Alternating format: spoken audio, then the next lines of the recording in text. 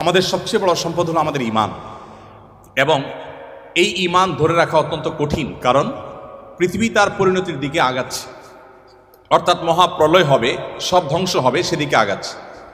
প্রিয় নবী সাল্লাল্লাহু আলাইহি সাল্লাম পৃথিবী ধ্বংস হবে বা সৃষ্টি জগৎ ধ্বংস হবে, নট অনলি পৃথিবী, এই নবমণ্ডল ভূমণ্ডল সব ধ্বংস হয়ে সব শেষ হয়ে যাবে, কোনোটি আর নিজ অবস্থানে থাকবে না, এ সম্পর্কে গোটা কোরআন জুড়ে আল্লাহ তাআলা আলোকপাত করেছেন। শুরুর দিকে আল্লাহ রাব্বুল আলামিন বিধিবিধান সবকিছু বলার পরও শেষের দিকে এসে কোরআনকে আল্লাহ রাব্বুল আলামিন সমাপ্ত করেছেন বেশিরভাগ সূরাগুলোতে কিয়ামত সম্পর্কিত আলোকপাত দ্বারায়, অর্থাৎ পৃথিবী তার পরিণতির দিকে যাবে, সেটা দিয়ে আল্লাহ সুবহানাহু ওয়া তাআলা ইতি টেনেছেন। আমরা কদিন আগে বাংলাদেশের নোবেল বিজয়ী ডক্টর ইউনূসের একটা সাক্ষাৎকারের একটা অংশ বিশেষ, বোধহয় ডয়চে ভেলের একটা সাক্ষাৎকার, এটা আমরা দেখেছি। যদিও সাক্ষাৎকারটা পরে কোনো কারণে বা কোনো যৌক্তিক অযৌক্তিক যে কারণেই হোক আমরা দেখতে পাই না ওই পেজে, আমি শুনেছি, আপনারা অনেকে হয়তো শুনেছেন। তিনি বলছিলেন যে পৃথিবী তার গন্তব্যের দিকে, ধ্বংসের দিকে এগিয়ে যাচ্ছে, এবং তিনি অন্য পার্সপেক্টিভ থেকে বলেছেন নিশ্চয়ই, কিন্তু আল্লাহ রাব্বুল আলামিন যা বলেছেন সেটি আমাদের সবাইকে উপলব্ধি করতে হবে এবং সেই গন্তব্যে আমাদের যেতে হবে। আমরা যাচ্ছি সেদিকে। পৃথিবী যখন তার গন্তব্যের দিকে বা সৃষ্টি জগৎ যখন তার গন্তব্যের দিকে এগিয়ে যায়, তখন যত বেশি এগিয়ে যাবে ঈমান মানুষের জন্য ধরে রাখা তত কঠিন হবে। আমরা সেরকম একটা সময় পার করছি। আমাদের বাপদাদারা যারা ছিলেন তাদের ঈমানের যে অবস্থা ছিল, তাদের মধ্যে সততা যে পরিমাণে ছিল, আমাদের মধ্যে সে পরিমাণ নিশ্চয়ই নাই। আমাদের পরের জেনারেশন যারা আসবে তাদের মধ্যে ঈমান ধরে রাখাটা আরও টাফ হবে, তাদের পরে যারা আসবে তাদের জন্য আরও টাফ হবে। এভাবে সহিহ মুসলিম বর্ণিত হাদিসে নবী সাল্লাল্লাহু আলাইহি ওয়াসাল্লাম বলেছেন, লা তাকুমুস সাআহ হাত্তা ইউকাল ফিল আরদি আল্লাহ আল্লাহ, অর্থাৎ পৃথিবী ততক্ষণ পর্যন্ত ধ্বংস হবে না, মহাপ্রলয় হয়ে সৃষ্টি জগৎ ততক্ষণ পর্যন্ত শেষ হয়ে যাবে না, যতক্ষণ পর্যন্ত একজন মানুষও আল্লাহ বলার মতো থাকবে। তার মানে পৃথিবী থেকে একটা সময় ইমানদার কমতে কমতে, বিশ্বাসী মানুষ কমতে কমতে এমন একটা পর্যায়ে চলে যাবে যেটা জিরোতে চলে যাবে, কোনো বিশ্বাসী মানুষ থাকবে না। তখন এই পৃথিবী বা সৃষ্টি জগতের আর থাকার প্রয়োজন হবে না। আল্লাহ সুবহানাহু ওয়া তাআলা তখন এটাকে ধ্বংস করে পুনরুত্থান তিনি প্রতিষ্ঠা করবেন এবং বিচার দিবস তিনি প্রতিষ্ঠা করবেন। তো পৃথিবী যেহেতু তার পরিণতির দিকে আগাচ্ছে, এই সময়টাতে ঈমান ধরে রাখা অত্যন্ত টাফ এবং সহজ। মুসলমানের সন্তান হিসাবে, বাই চান্স মুসলিম হিসাবে, আমরা আমাদের ঈমানের কেয়ার করা, ঈমানের পরিচর্যা করার প্রয়োজনটা আমরা অনুভব করি না। আমি আজকের এই অনুষ্ঠানের মাধ্যমে আপনাদেরকে উদাত্ত আহ্বান রাখতে চাই, আসুন আমাদের ঈমানের যত্ন করি। আমাদের ঈমানটাকে যত্ন করবার জন্য আমাকে কোরআন অধ্যয়ন করতে হবে, আমাকে কোরআন পড়তে হবে, ঈমানের পরিবেশে থাকতে হবে এবং ঈমান কি সেটা বুঝতে হবে। আপনারা আলহামদুলিল্লাহ, যেটি আমি বলছিলাম, আপনারা সবাই বাংলাদেশের ভবিষ্যৎ, আপনারা সবাই এই পৃথিবীর ভবিষ্যৎ। আপনাদের প্রত্যেকের মধ্যে যে সম্ভাবনা লুকিয়ে আছে, সেই জায়গা থেকে আপনারা যদি চেষ্টা করেন ইসলামটাকে জেনে বুঝে অনুসরণ করার মানার, তাহলে সেক্ষেত্রে আমি দৃঢ়ভাবে বিশ্বাস করি যে আপনি ইসলামটাকে এনজয় করবেন। আমি একটি কথা থেকে অন্যদিকে গিয়েছিলাম যে এক ভদ্র মহিলা আমার কাছে এসছেন ইসলাম গ্রহণ করবার জন্য। আমি তাকে জিজ্ঞাসা করলাম, এফিডেভিট সব কমপ্লিট করেছেন এবং আইনি সমস্ত পদক্ষেপগুলো শেষ করেছেন, বললাম যে আপনি ইসলাম কেন গ্রহণ করবেন? যারাই আমার কাছে এই টাইপের আসে আমি জিজ্ঞেস করি, কারণ আমার তো জানা আছে যে বাংলাদেশের আমাদের মানুষের প্র্যাকটিস দেখে তো তার ইসলাম গ্রহণ করার কথা না, আরও ইসলাম থেকে পালানোর কথা। কেন গ্রহণ করেছেন? তো তিনি বললেন, ইসলাম সম্পর্কে আমি বই পড়েছি, এই বই আমাকে প্রভাবিত করেছে। আবার কোনো কোনো ব্যক্তিকে আমি দেখেছি, তাদের ব্যক্তিত্ব দেখে, নিশ্চয়ই সেরকম ব্যক্তিত্ব খুবই কম, দেখে আমি প্রভাবিত হয়েছি। গোটা পৃথিবীতে আপনারা বিশেষ করে পশ্চিমা দুনিয়ার খবর রাখবেন নিশ্চয়ই, সেখানে প্রতিদিন ইসলামে আসা মানুষের সংখ্যা বেড়ে চলেছে এবং পুরুষদের চাইতে মেয়েদের মধ্যে ইসলাম গ্রহণের সংখ্যা অনেক বেশি, প্রবণতা অনেক বেশি। কেন? যেখানে নারী অধিকার নিয়ে এত কথা বলা হয়, নারীদের অধিকার দেওয়ার জন্য এত আয়োজন নেওয়া হয়, এত উদ্যোগ নেওয়া হয়, সেই সমাজে কেন, সেই সমাজের নারীরা কেন ইসলামে আসছে এবং সেখানকার মুসলমানরা কেন ইসলামে আসছে, এই বিষয়টা নিয়ে আমি একটু স্টাডি করার চেষ্টা করলাম। আমার কাছে দুটি জিনিস পরিষ্কার হয়েছে। নাম্বার এক, তারা কোরআন পড়ে। যারাই ইসলামের পথে এসেছে তাদের বেশিরভাগ মানুষ কোরআন পড়ে ইসলামে এসেছে। এবং ওমর রাদিয়াল্লাহু তাআলার কথা আপনারা জানেন, গোটা পৃথিবীর ইতিহাসে প্রবাদ তুল্য শাসকদের একজন, ন্যায় বিচার প্রতিষ্ঠার ক্ষেত্রে দৃষ্টান্ত স্থাপন করা মানুষদের একজন, সে ওমর রাদিয়াল্লাহু তাআলা আনহু। তার ইসলাম গ্রহণের ইতিহাসও আপনারা জানেন। তিনি কিন্তু নবী সাল্লাল্লাহু আলাইহি সাল্লামকে হত্যা করার দায়িত্বে নিয়োজিত হয়ে সে দায়িত্ব পালন করার জন্য যাচ্ছিলেন। পথিমধ্যে তিনি তার বোন ভগ্নিপতির কণ্ঠের তেলাওয়াত শুনেছেন। এই ঘটনা বিভিন্নভাবে বর্ণিত হয়েছে, আপনারা জানেন। সেই তেলাওয়াত তাকে এতটা প্রভাবিত করেছে যে তিনি হত্যার পরিবর্তে বরং মুহাম্মদ সাল্লাল্লাহু আলাইহি সাল্লামের কাছে হাত দিয়ে তার হাতে ইসলাম গ্রহণ করেছেন। তার মানে কোরআন সামান্য একটু শোনার পর তার ভিতরে এরকম প্রভাব পড়েছে। আপনাদেরকে আরেকটা গল্প শোনাতে চাই। তুফাইল ইবনে আমর আদ-দুসি একজন বড় মাপের কবি ছিলেন ইয়েমেনের। শুধু বড় মাপের নয়, আমরা জাতীয় কবি বলি, তখনকার জাতীয় কবির কালচারভাবে ছিল না। যদি থাকতো হয়তো তিনি ইয়েমেনের জাতীয় কবি থাকতেন তখনকার।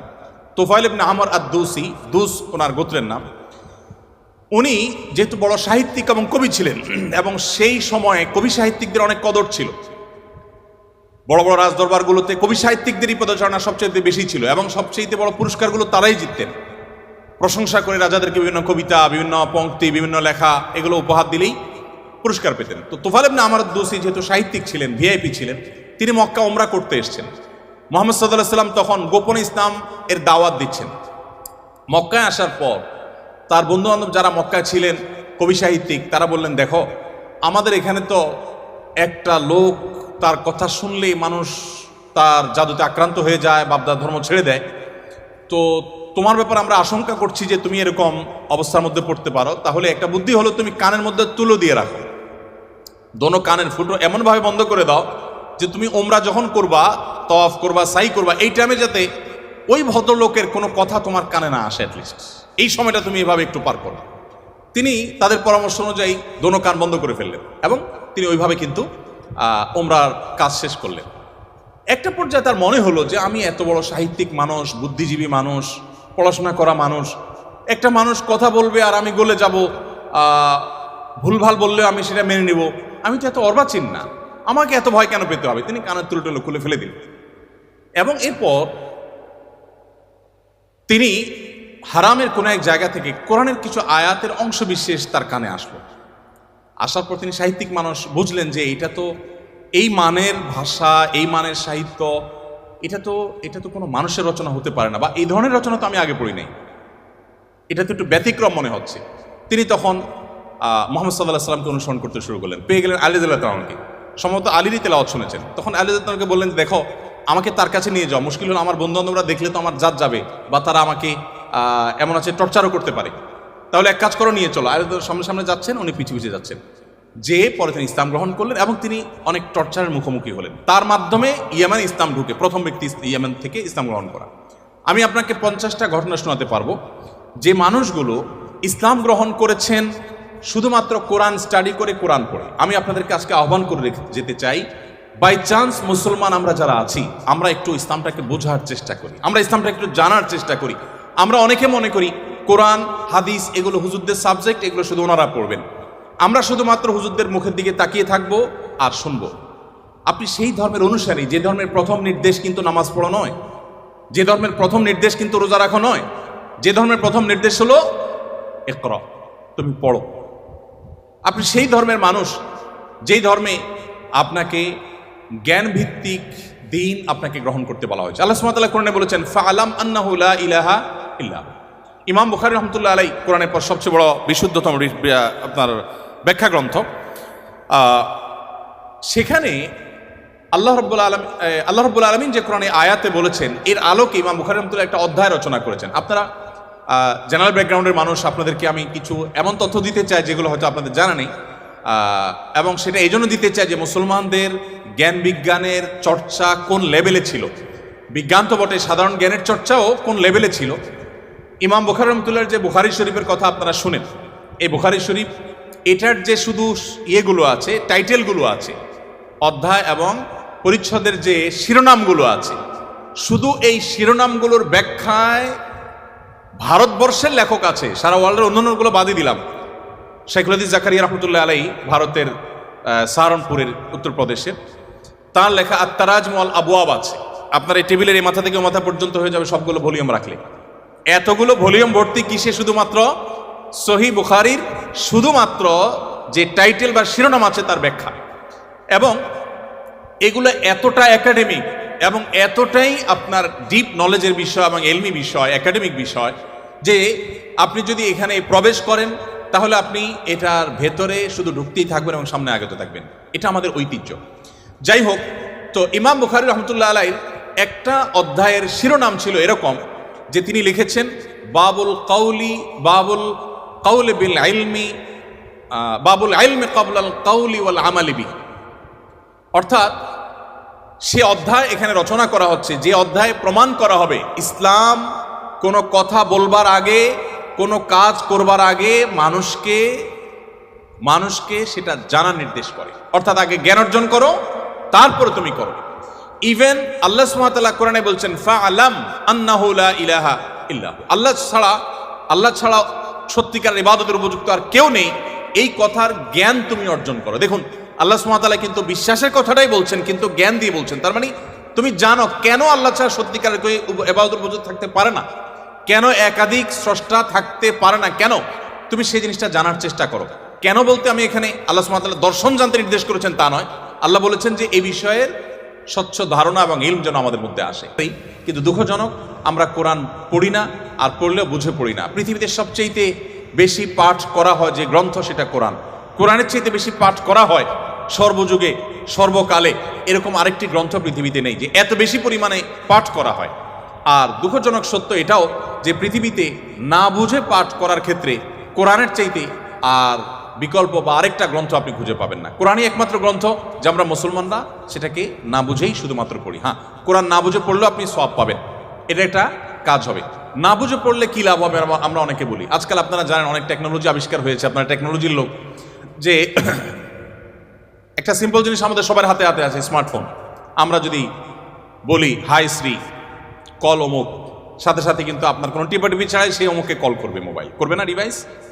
এখন তো আপনার আপনি কোনো রুমে বসে বলছেন যে গরম লাগছে, এসিটা অন হয়ে যাবে। আপনি জাস্ট বললেন, নির্দিষ্ট শব্দ উচ্চারণ করলেন যে আপনার কাছে গরম লাগছে, এসিটা অন হয়ে যাবে। আপনি বললেন যে না এখন শীত লাগছে, তো এসিটা কমে যাবে, বন্ধ হয়ে যাবে। টেকনোলজি এই পর্যন্ত চলে গেছে, যা আপনি বলছেন সেটা সে ক্যাচ করছে এবং সেই অনুযায়ী কাজ করছে। তো এই যদি টেকনোলজির কারামতি হয়, তাহলে কোরআন আপনি পাঠ করছেন, এমনকি এমনও হতে পারে কোনো মানুষ কিছু নির্দিষ্ট ওয়ার্ড উচ্চারণ করছে, সেটা মিনিং বুঝে না, কিন্তু ওই ডিভাইস তার মিনিং বা ওই যন্ত্র তার মিনিংটা বুঝে এবং সেটা সে ক্যাচ করে কাজও করে ফেলেছে। সে কিন্তু যা বলেছে নিজেও বুঝে নেই, তারপরও কাজ করেছে। কোরআন তেলাওয়াত করে ফু দিলে অনেক অসুখ, অনেক দুঃখ, অনেক কষ্ট, মানুষের শারীরিক অনেক কষ্ট লাঘব হয়। কিভাবে হয়? আপনি যদি এটা নিয়ে বৈজ্ঞানিক গবেষণা নামেন তো আপনি কোনো সূত্র হয়তো খুঁজে পাবেন না, কিন্তু আপনাকে আমি যে পয়েন্টটা বললাম এই পয়েন্ট থেকে যদি আপনি আগান, আপনি দেখবেন যে এরকম বহু লজিক আপনার সামনে হাজির হয়ে গেছে। যাই হোক, তো আমি যেটা বলছিলাম যে কোরআন আপনি না বুঝে পড়লে সওয়াব পাবেন, কিন্তু এই জন্য কোরআন আসেনি। আল্লাহ সুবহানাহু ওয়া তাআলা কোরআনে বিভিন্ন জায়গায় বলেছেন লিয়াদাব্বারু আয়াতি, এই কোরআন দেয়া হয়েছে তোমাদেরকে যাতে এর আয়াতগুলো নিয়ে তোমরা গবেষণা করো, তোমরা যাতে ভাবো, তোমরা যাতে চিন্তা করো, তোমরা যাতে ভাবনার জগতে প্রবেশ করো। তো এই কোরআন ভাবনা বা গবেষণা তো অনেক পরের কথা, এর কথামালা তো আমাকে আগে বুঝতে হবে। আমি আজকে অনুষ্ঠানের মাধ্যমে আপনাদের সবাইকে উদাত্ত আহ্বান রাখতে চাই, আসুন কোরআন শুরু থেকে শেষ পর্যন্ত একবার অন্তত পুরো কোরআনটা আপনি ধীরে ধীরে অল্প অল্প করে 5টি আয়াত করে 10টি আয়াত করে আপনি পড়ুন এবং বোঝার চেষ্টা করুন। কোন একজন সাহাবী বলেছেন শুধু সূরা বাকারা পড়তে তার কয়েক বছর লেগেছে। আমরা তো 2-3 দিনে কোরআন খতম দিয়ে ফেলতে পারি, তাই না? তার শুধু সূরা বাকারা পড়তে টানা কয়েক বছর সময় লেগেছে। কি করেছেন তিনি?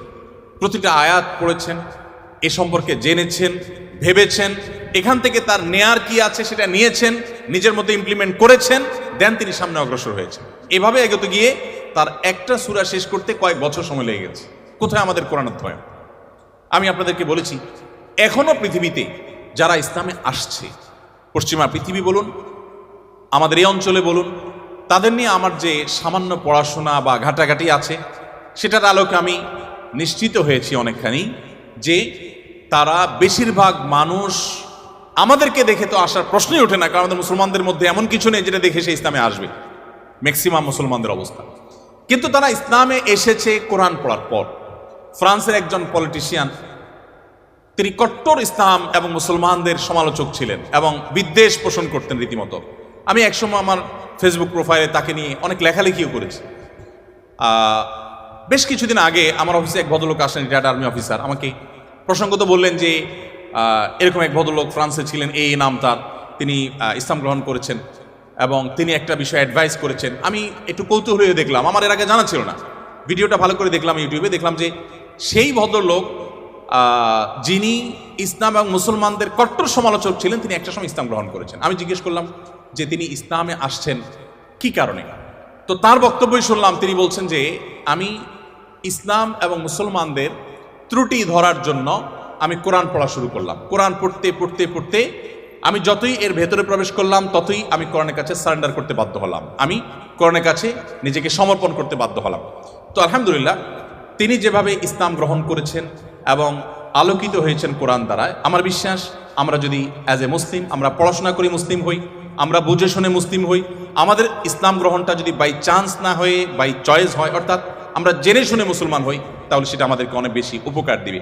আপনারা অনেকে জানেন কবরে বা আপনার আলমে বারজাক, কবর না বলে বলতে পারি আমরা আলমে বারজাক, মৃত্যুর পরবর্তী যে জগৎ, সেখানে মানুষের দেহাবশেষ যেখানে যে অবস্থায় থাকে সেখানে কিছু প্রশ্ন হবে। এই প্রশ্নের মধ্যে শেষ সম্পূরক প্রশ্ন থাকবে, মা আলামাকা ও মা আদরাকা, তুমি কোত্থেকে জানলে, কিভাবে জানলে। তার মানে ইসলাম চায় আমি যা জানবো ইসলামের কথা সেটাও জ্ঞানভিত্তিক জানবো এবং গ্রন্থভিত্তিক জানবো, জেনে শুনে আমি বিশ্বাস করবো। আল্লাহ আমাদেরকে সে তৌফিক দান করুন। তাহলে আমার প্রথম আহ্বান হলো আপনারা কোরআন পড়বেন, বুঝে পড়ার চেষ্টা করবেন, পুরোটা একবার পড়ে শেষ করার চেষ্টা করবেন। দ্বিতীয়, আপনাদের প্রতি আমার উদাত্ত আহ্বান হলো আপনারা কোরআনের পাশাপাশি আপনার জীবনে একটি বারের জন্য হলেও সিরাত গ্রন্থ পড়বেন। নবী সাল্লাল্লাহু আলাইহি ওয়াসাল্লামের পুরো জীবনীটা একবার পড়বেন এবং সম্ভব হলে একাধিক সিরাত গ্রন্থ আপনি পড়বেন। আমি দেখেছি যারা এখনও গোটা পৃথিবীতে ইসলামে আসেন অন্য ধর্ম থেকে, তাদের বেশিরভাগ কোরআন পড়ে আর বাকিরা প্রিয় নবী সাল্লাল্লাহু আলাইহি ওয়াসাল্লামের সিরাত বা জীবন ইতিহাসটা নির্মোহভাবে পড়ে শেষ করলে তিনি তার কাছে সারেন্ডার করতে বাধ্য হন। মুসলমানের সন্তান হিসাবে আমাদের জন্য এটা খুবই গুরুত্বপূর্ণ যে আমরা একটি সিরাত গ্রন্থ হলে অন্তত পড়ার চেষ্টা করবো ইনশাআল্লাহ। তৃতীয়ত, আপনাদের প্রতি আমার আহ্বান থাকবে যে আপনারা বয়সে, আমি শিক্ষার্থীদেরকে বলছি যে আপনারা বয়সে সবাই তরুণ, মনে রাখবেন আমাদের চরিত্রকে, আমাদের সম্ভ্রমকে হেফাজত করা, এটাকে সংরক্ষণ করা, এটা আমাদের জন্য অনেক বড় একটা চ্যালেঞ্জিং বিষয় এবং এটি আমাদেরকে করতেই হবে। আপনার চরিত্র যদি আপনি নষ্ট করে ফেলেন, আপনার ক্যারেক্টার যদি আপনি শেষ করে ফেলেন, আরও পরিষ্কার করে বললে আপনি যদি বিবাহ বহির্ভূত, অবৈধ এবং অনৈতিক সম্পর্কে আপনি জড়ান, হারাম রিলেশনে আপনি জড়ান, আপনি আর যা হোক আপনি ভালো মুসলমান হওয়ার সুযোগ আপনার জন্য খোলা নেই। কারণ ভালো মুসলমান হওয়ার জন্য নিজেকে নিয়ন্ত্রণ করা শিখতে হয়। দেখুন, আপনি দেখবেন ইসলাম সব জায়গায় শুধু ব্রেক দিতে শিখিয়েছে, ব্রেক, এটা হারাম, এটা করা যাবে না, ওদিকে যাওয়া যাবে না, তার মানে নিয়ন্ত্রণ করা। কারণ মানুষের জন্য যা ক্ষতিকর তা থেকে মানুষকে বাঁচাবার জন্য ইসলাম এই আদেশ নিষেধগুলো দিয়েছে। আপনি বয়সে তরুণ, আপনি যদি নিজেকে কোন একটা লোভ থেকে নিয়ন্ত্রণ করতে না শিখেন, নিজেকে আপনি কন্ট্রোল করা না শিখেন, আপনি কিভাবে সমাজ পরিবর্তন করবেন? আপনি কিভাবে দেশকে, এই পৃথিবীকে আলোকিত করবেন? আপনার দ্বারা কিভাবে আপনার অনেক অসৎ চাহিদা থাকতে পারে, আপনার জীবনে অনেক লোভ, অনেক আকাঙ্ক্ষা আপনার সামনে হাজির হতে পারে, যেটা পূরণ করা আপনার জন্য বিধেয় নয়, অবৈধ। সেগুলো আপনি কিভাবে, সেগুলো থেকে আপনি বেঁচে থাকবেন, নিজেকে কিভাবে নিয়ন্ত্রণ করবেন, এটার এক্সারসাইজটা আপনাকে আপনার তরুণ বয়স থেকে করতে হবে। আল্লাহ রাব্বুল আলামিন একটা নির্দিষ্ট সময় পর্যন্ত আমাদেরকে অপেক্ষা করতে বলেছেন, একটা বৈধ এবং হালাল সম্পর্কের জন্য অপেক্ষা করেছেন। দেখুন, পৃথিবীর যে সমস্ত দেশে এই রিলেশনগুলোর কোনো বিধিনিষেধ রাখা হয়নি, তারা খুব একটা ভালো নেই, তাদের দাম্পত্য জীবনে তারা খুব একটা সুখী নয়। আমরা ভারত উপমহাদেশের মানুষ, আমাদের অনেক কিছুই নেই, আমরা জ্ঞানে বিজ্ঞানে পিছিয়ে, আমরা অনেক ক্ষেত্রে পিছিয়ে, কিছু কিছু ক্ষেত্রে আমরা তাদের চাইতে অনেক বেশি এগিয়ে আছি। তো আমাদের একটা দিক হলো এটি যে আমাদের পরিবারগুলো যত স্ট্রং, আমাদের পরিবারের সম্পর্কগুলো যত মজবুত, আমাদের মধ্যে ভাই ভাই সম্পর্কটা যতটা এখনও ভালো আছে, এই অধপতনের এই সময়েও আমাদের মধ্যে সন্তানের সাথে বাবা মায়ের বোঝাপড়াটা যত ভালো আছে, আমাদের পারস্পরিক সম্পর্কগুলো, স্বামী স্ত্রীর মধ্যকার সম্পর্কগুলো যত ভালো আছে, এগুলো পশ্চিমা দুনিয়া মানুষরা কল্পনাও করতে পারে না। আপনারা আমার চেয়ে নিশ্চয়ই ভালো জানবেন, তারা এগুলো কল্পনাও করতে পারে না। আমাদের এই ভালো দিকগুলো আমাদেরকে ধরে রাখতে হবে। আমরা পশ্চিমা দুনিয়া থেকে জ্ঞান বিজ্ঞান এবং যেগুলো নেওয়ার সেগুলো যেমন গ্রহণ করব, তাদের যে সমস্ত ত্রুটির কারণে তারা সাফার করছে সেগুলোর ব্যাপারে আমাদেরকে সতর্ক থাকতে হবে এবং সেক্ষেত্রে ইসলামের নির্দেশনা মানার কোনো বিকল্প নেই। আপনি আপনার তারুণ্যকে নষ্ট করবেন অন্যায়, অনাচারে, স্বেচ্ছাচারিতায়, অবৈধ কাজে, হারাম কাজে, আপনি নিশ্চিত থাকুন যে এর জন্য আপনাকে দুনিয়াতে মূল্য দিতে হবে। আপনি দাম্পত্যের জীবনে আপনার এটার জন্য সাফার করতে হবে, আখিরাত তো পরে আছে। এজন্য আপনার নিজের প্রয়োজনে নিজেকে নিয়ন্ত্রণ করতে শিখুন এবং কন্ট্রোল করতে শিখুন। আমরা বান্দার হকের কথা বলেছি, মানুষের অধিকারের কথা বলেছি, সেটির অংশ হিসাবে আপনাকে এটি করতে হবে। আপনারা জানেন সারা পৃথিবীর সব সমাজেই, এমনকি অমুসলিম সমাজেও একজন মানুষ তার দুজন সঙ্গী যদি রাখেন, অর্থাৎ স্ত্রী আর তাদের কাছে যদি তাদের ভাষায় যদি আমরা গার্লফ্রেন্ডের কথা বলি, যে দুজন রাখেন, তো এটাকে অনৈতিক মনে করা হয়, এটাকে অন্যায় মনে করা হয় সকল সমাজে। যারা অমুসলিম, যারা অবিশ্বাসী, তারাও এটাকে অন্যায় মনে করে। তো আমি যদি এটাকে একটু ভিন্নভাবে বলি, আপনি একজন তরুণ, আপনার যদি আল্লাহ তাআলা নসিবে রাখেন, আপনি বেঁচে থাকেন, আপনার ইনশাআল্লাহ একজন স্ত্রী হবে, জীবন সঙ্গিনী আসবেন। আপনার এখনকার সময়টা, অর্থাৎ বিবাহের আগের সময়টা যদি আপনি বিভিন্ন নারীদের সাথে আপনি সম্পর্ক করেন, আমি মেয়েদের কথা একই কথা বলছি, মেয়েরা যদি ছেলেদের সাথে সম্পর্ক রিলেশন করে এবং এই রিলেশনগুলো আপনার স্ত্রী যিনি হবেন তিনি যদি এখন আপনার কাছে থাকতেন অথবা আপনি তার কাছে থাকতেন, তাহলে কিন্তু নিশ্চয়ই এগুলো সহ্য করতেন না। তাহলে আপনার নিজের চরিত্রকে, আপনার যৌবনকে, আপনার জীবনকে আপনি এমন কাজে ব্যয় করছেন যা আপনার জীবন সঙ্গিনী, আপনার জীবন সঙ্গী যার জন্য আপনি অপেক্ষা করছেন, যিনি আপনার জন্য অপেক্ষা করছেন, তিনি পছন্দ করছেন না। তাহলে এই কাজটাকে আপনি কিভাবে যৌক্তিক বলতে পারেন? এই কাজটাকে কিভাবে আপনি সঠিক মনে করতে পারেন? এই কাজটাকে আপনি কোন যুক্তিতে দাঁড় করাতে পারেন? দেখুন, বিবাহ বন্ধনের বাঁধ যারা তুলে দিয়েছে, আপনি চায়নার কথা আমার চাইতে নিশ্চয়ই ভালো জানেন। চায়নার মতো একটা দেশ, এত পপুলেশনের দেশ, জন্মের হার কোনোভাবে কোনো মেকানিজমে বাড়াতে পারছে না, এত প্রণোদনা দেওয়া হচ্ছে। ইটালির কথা আমি গত কয়েকদিন আগে পত্রিকা পড়েছি, আপনারা নিশ্চয়ই আমার থেকে ভালো জানবেন যে ইটালি, চায়না, অনেক দেশ আছে পৃথিবীতে যারা তাদের জন্মের হারকে স্বাভাবিক করবার জন্য সরকারি প্রণোদনা বিভিন্নভাবে দেওয়ার পরও কোনোভাবে তারা স্বাভাবিক করতে পারছে না। একসময় কিন্তু তাদের জন্মের হার কম থাকার বিষয়টা এরকম ভয়াবহ পর্যায়ে ছিল না। এখন প্রেডিকশন বলছে সামনের দিনগুলো তাদের জন্য অত্যন্ত আতঙ্কের, অত্যন্ত ভয়ঙ্কর। কারণ কেউ সন্তান জন্ম নিতে চাচ্ছে না, দিতে চাচ্ছে না, কোনো প্রণোদনা দিয়েও এটাকে স্বাভাবিক করতে পারছে না। এগুলোর একটি কারণ, অনেক কারণের মধ্যে একটা কারণ হলো বিবাহ বহির্ভূত সম্পর্ককে অ্যাপ্রিসিয়েট করা। যে সমাজ এটাকে যত বেশি অ্যাপ্রিসিয়েট করা হয়, সেখানে পরিবার ব্যবস্থা তত দ্রুততার সাথে ভেঙে পড়ে। আপনি আমাদের কথা যদি বলেন, বাংলাদেশে বিবাহ বিচ্ছেদের হার নিয়ে প্রতিনিয়ত আমরা পত্রিকায় বিভিন্ন প্রতিবেদন পড়ি এবং আমাদের কপালে ভাঁজ পড়ে। আমি মাহফিল বা ইসলামিক প্রোগ্রাম একসময় নিয়মিত করতাম, এবছর আর মাহফিল না করার ঘোষণা দিয়েছি আমরা। তো মাহফিল করতে গিয়ে বিভিন্ন জনপ্রতিনিধি, এলাকার বিভিন্ন নেতৃস্থানীয় মানুষদের সাথে উঠা বসা হয়। আমি অনেক জায়গায় শুনেছি, বিশেষ করে মৌলভীবাজারের এক চেয়ারম্যানের কথা আমার এখনো মনে পড়ে। ভদ্রলোক বললেন যে, ভাই, মাত্র 10 দিন হলো আমি দায়িত্ব বুঝে নিয়েছি নির্বাচনের পর। এই 10 দিনের মধ্যে আমার কাছে শুধুমাত্র আমার একটা ইউনিয়নে তালাকের, অর্থাৎ বিবাহ বিচ্ছেদের বিচার এসেছে প্রায় 20-25টি। আমার কাছে যেগুলো আসেনি সেগুলো তো আনকাউন্টেড আমার কাছে। ঠিক একইভাবে আরো অনেক ব্যক্তির কথা আমি জানি, আপনারা পত্রিকায় পড়েন, প্রতিনিয়ত প্রতি মিনিটে এখন বিবাহ বিচ্ছেদ হচ্ছে, প্রতি মিনিটে। কেন হচ্ছে বলুন? আমাদের আর্থিক সঙ্গতি কি আগের তুলনায় কমেছে না বেড়েছে বলুন তো? বেড়েছে না? আমাদের দাদারা, বাপ দাদারা বা তাদেরও আগে যারা ছিলেন, তারা কিন্তু তাদের স্ত্রীকে বছরে একটা শাড়ি, একটা কাপড় দিতে অনেক কষ্ট হতো। আপনি কিন্তু আপনার স্ত্রীকে একটা শাড়ি না, বরং সুপার মার্কেটে গিয়ে ছেড়ে দেন, আসার সময় বিল পেমেন্ট করে আসছেন, কোনটার দাম কত জিজ্ঞেস করার সময়ও নেই, তাই না? আমাদের বাপদাদারা যারা ছিলেন তারা কিন্তু, আমি শেষ করছি, চেয়ারম্যান মহোদয় এসছেন সম্ভবত, আমি ইনশাল্লাহ সংক্ষেপ করে শেষ করে ফেলছি ইনশাল্লাহ। যেটি বলছিলাম যে আপনি এখন দেখবেন যে এখন স্বামী তার স্ত্রীকে ভালোবাসা প্রকাশ করার কত ওয়ে আছে বলুন তো। আপনি সরাসরি গল্প করতে পারছেন, মোবাইলে কথা বলতে পারছেন, SMS-এ ভালোবাসা আদান প্রদান করতে পারছেন, মনের ভাব প্রকাশ করতে পারছেন, মুহূর্তগুলোকে ছবি ধারণ করে পাঠিয়ে দিতে পারছেন। কতভাবে ভালোবাসাবাসি চলছে আপনি বলুন তো। আচ্ছা, আমাদের বাপদাদারা যারা ছিলেন তাদের কাছে আমরা যাই একটু, তারা কিন্তু বিশেষ করে গ্রামাঞ্চলে যারা বড় হয়েছেন, এখন তো গ্রাম শহর সব জায়গায় টেকনোলজি পৌঁছে গেছে আলহামদুলিল্লাহ। তখনকার কথা আপনি চিন্তা করুন যে সারাদিন স্বামী তার কাজে, স্ত্রী তার কাজে, দুজন দুই সেক্টরে আছেন এবং দুজন দুই জগতে আছেন। ওই রাতে খাবার দাবার শেষ ছাড়া সাক্ষাৎই হতো না, ততক্ষণে আপনার ওই হারিকেন নিভে যেত, অন্ধকারের মধ্যে সাক্ষাৎ, আবার ভোরে ভোরে উঠে যে যার কাজে চলে যেত। অর্থাৎ এত ভালোবাসাবাসী, এত ভালোবাসা আদান প্রদান করার সুযোগ ছিল না, এত ভালোবাসার উপকরণ ছিল না, এত গিফট আদান প্রদানের সুযোগ ছিল না। কিন্তু সম্পর্কগুলো কি আমাদের মতো ছিল না আর একটু স্ট্রং ছিল? কোনো সন্দেহ আছে? কোনো সন্দেহ নেই। বলুন তো অভাবটা কিসের? এখন তো অভাব নেই, টাকা পয়সা আছে, গিফট আছে, আপনি অনেক কিছু দিচ্ছেন। এত কিছুর পরও ঝগড়াঝাটি, সংসার ভেঙে দাম্পত্য জীবনগুলো সব শেষ হয়ে যাচ্ছে। আমাদের কিছু একটা হারিয়ে যাচ্ছে। আমার আগে ডাইরেক্টর মহোদয় বলছিলেন মূল্যবোধের কথা। এই মূল্যবোধ আমাদের থেকে হারিয়ে যাচ্ছে। এই মূল্যবোধ যত হারিয়ে যাবে, আমাদের ইস্পাত সভ্যতা, লোহার সভ্যতা, এটাতে আমরা এগিয়ে যাব, বাট আমরা পশুদেরকে হার মানানো এক সমাজ আমরা কিন্তু পাবো। সেদিকে কিন্তু আমরা আগাচ্ছি।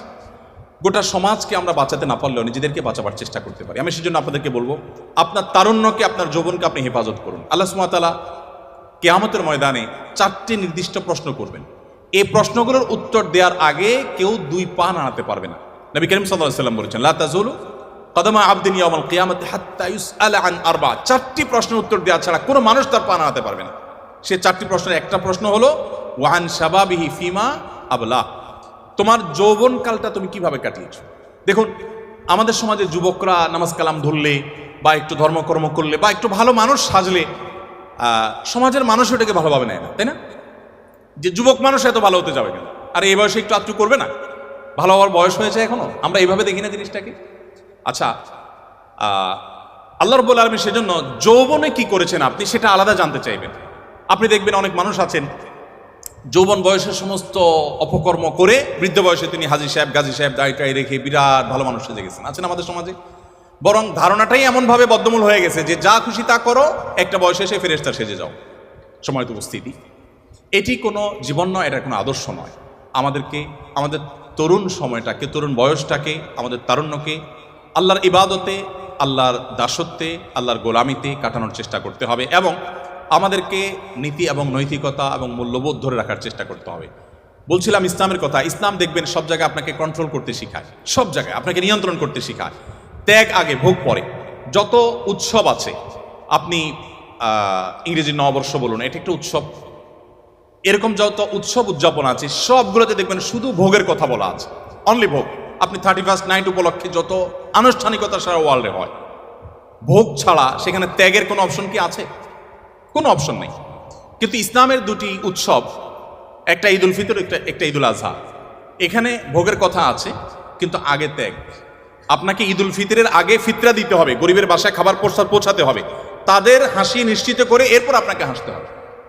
আপনি কোরবানির ঈদ করবেন, কোরবানির পশুর গোশত আপনি জবাই করে খাবেন, আপনি গরিবকে দিতে হবে, তাকে মুখে হাসি ফোটাতে হবে, আপনি তারপরে খাবেন। আপনি তো সেই ধর্মের অনুসারী, আপনি তো মানুষের কল্যাণকামী হবেন।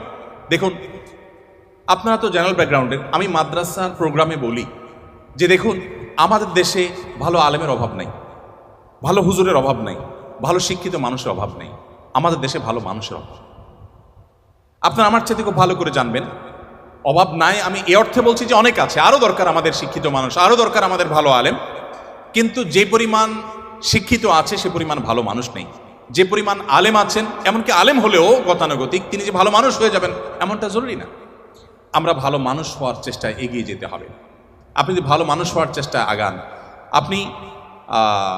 আপনি জেনারেল ব্যাকগ্রাউন্ডের হওয়ার পরও আপনার এই পড়াশোনাটাকে ইবাদতে আপনি রূপান্তর করতে পারেন। কিভাবে সেটা?